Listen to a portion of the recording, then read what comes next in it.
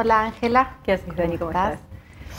Vamos a seguir hoy con el tema de la inteligencia y me gustaría retomar una de las primeras frases que dijo Ernesto para poder desarrollar hoy el tema, que tiene que ver con que la verdadera inteligencia es aquella que nos ayuda a vivir. Y para esto, y pensando un poco en el tema de hoy, se me ocurrió el concepto que en psicología usamos mucho y que fue introducido por Daniel Goleman, de la inteligencia emocional. Un tema bárbaro, sí. Daniel Goleman es un psicólogo y es periodista del New York Times, y en realidad tomando y pensando en lo que había sido el desarrollo del concepto de la inteligencia más cientificista hasta el momento, y mucho más de lo que tiene que ver con el coeficiente intelectual que con la inteligencia emocional, él pensó en, bueno, armar un concepto con algunas cosas que quizás los psicólogos estamos acostumbrados a trabajar, que tiene que ver con las habilidades que tenemos los seres humanos, y, bueno, sintetizar en el concepto de la inteligencia emocional. Y para eso, por supuesto, hacer una diferencia entre inteligencia emocional y coeficiente intelectual es como un primer paso. Ajá. ¿Por qué? En principio porque el coeficiente intelectual es ni más ni menos que un número, una medida que alguna rama de la psicología intenta poner para definir cuán inteligente es una persona en relación al resto de la población. También se toma con habilidades eso, ¿no? Sí, sí. Esto, digamos, las medidas y en realidad la psicología o la psicometría dentro de la psicología se ha ido desarrollando para poder medir diferentes cosas, para medir habilidades, para medir coeficiente intelectual, para medir síntomas patológicos, pero en relación a la inteligencia en particular, los comienzos tuvieron mucho más que ver con el desarrollo del coeficiente intelectual en relación a la inteligencia que medir habilidades. Por supuesto, el coeficiente intelectual, este número o esta capacidad que todos podemos tener, es algo que viene con nosotros genéticamente, en principio. Después se puede desarrollar un poco más o un poco menos, pero esta capacidad es algo que todos traemos. A diferencia de la inteligencia emocional, que tiene mucho más que ver con introducir a los sentimientos y a las capacidades y a las habilidades en el centro de la cuestión, y no, bueno, una capacidad solamente que uno puede traer consigo mismo. Entonces, poder desarrollar estas habilidades hace que esto sea algo que uno puede enseñar a los otros. Ajá. Y que uno puede en consecuencia desarrollar. Y esto es la diferencia más importante entre hablar de inteligencia como coeficiente intelectual y hablar de inteligencia emocional. Por otro lado, también esto nos coloca en la posición de poder en la psicoterapia, como vos me preguntabas antes, poder hacer una medición, poder saber cómo nosotros desarrollamos estas habilidades y cuáles habilidades nos causan más dificultad para desarrollar.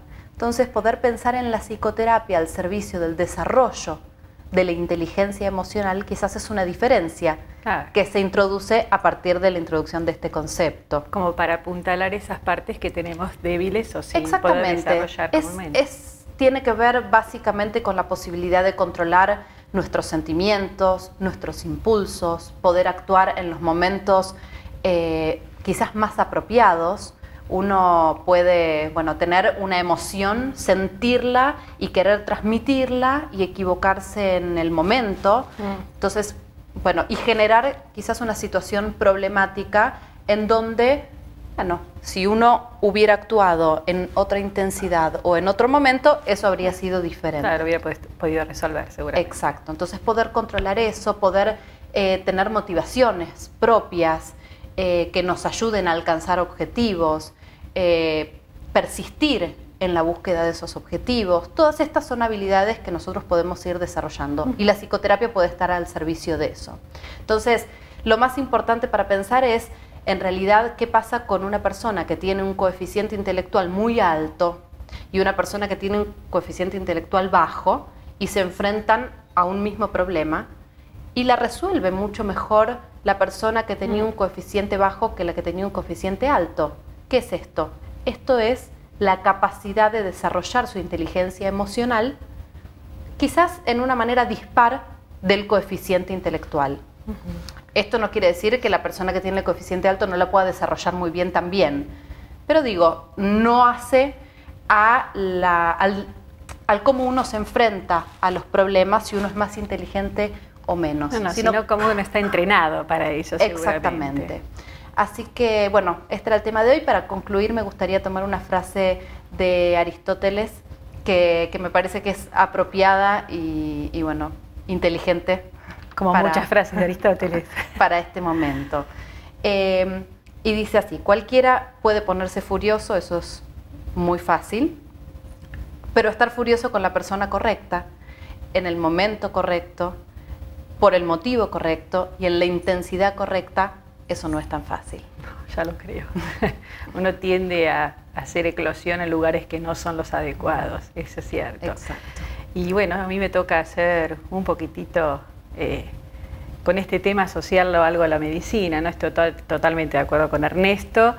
La inteligencia para mí es esta capacidad de tomar todo lo que tenemos a nuestra disposición para ir incorporándolo y poder utilizarlos en todas las circunstancias, ¿no? Esto de trasladarlo a otras situaciones que a lo mejor no tienen nada que ver con lo que uno originariamente está, como una clase, una reunión de amigos, el cine, ¿eh?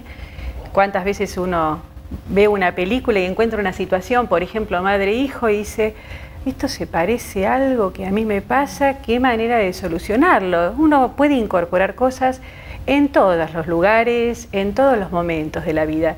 Y eso es parte de la inteligencia, ¿no? Poder rescatar siempre algo de todas las situaciones.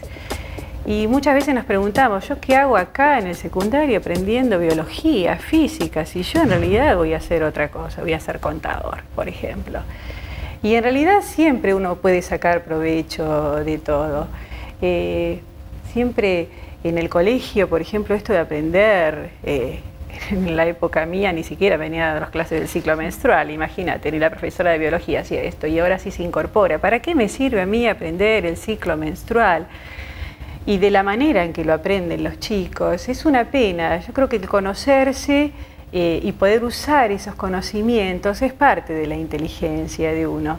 Si se les da de la manera adecuada para que ellos puedan entender que tienen que comprender todo lo que se les está dando, todo tiene aplicabilidad en todas las opciones de nuestra vida. Las matemáticas, que son algo que a lo mejor uno en el colegio lo sufre, y están unidas a nosotras en todos los aspectos, inclusive en lo médico, ¿eh? Hasta una dosis medicamentosa tiene que ver con una cuentita simple de cuántos gramos le tengo que dar o miligramos le tengo que dar de una medicación para que sea el efecto que yo espero, el resultado de ese tratamiento. Y volviendo al ciclo menstrual, sería tan lindo que primero se ejercitara en el colegio esta capacidad de discernir y de ver qué se hace con todos los elementos que uno le va dando a los chicos, ¿no? La idea era esa, en una época, uno de los primeros pedagogos, Comenio, decía que lo que había que tratar de hacer, de ejercitar, es que cada uno pueda lograr el entendimiento, ¿no? Mirá qué palabra tan importante, entender, comprender lo que uno está aprendiendo. Lo importante que es conocer el ciclo menstrual, pero ¿para qué? Esto de las reglas que se dicen que las mujeres cada 28 días menstruan, que el día 14 es el día de la ovulación, en realidad no sé si es lo más importante. Lo más importante de esto es rescatar que cada una tiene un ciclo que se cumple a expensas de cierta cantidad de días que es absolutamente individual en cada una, que en algún momento de ese ciclo se ovula. ¿Y para qué me sirve saber si yo ovulo o no? Porque es mi capacidad fértil. Entonces, decidir mi vida sexual de acá en adelante tiene que ver con lo que yo aprendí de conocerme, de qué día puedo ovular. Que el óvulo no dura un solo día, que dura 2 o 3 en su capacidad fértil, pero que los espermatozoides, que son millones, ¿sí?, viven mucho más, casi una semana. Entonces, el conocer este mecanismo intrínseco de la menstruación de cada uno hace que yo pueda decidir después con libertad qué es lo que voy a hacer, cuándo voy a tener hijos, cuándo voy a tener que cuidarme de una manera particular. Qué importante es esto. Y es una lástima que uno no pueda utilizar inteligentemente esa información.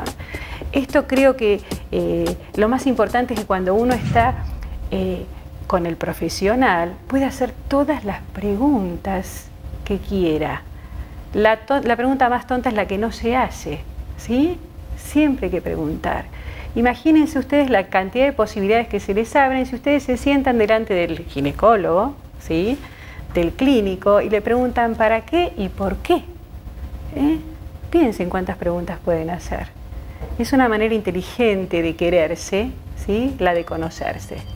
Bueno, creo que podemos volver a Ernesto ahora.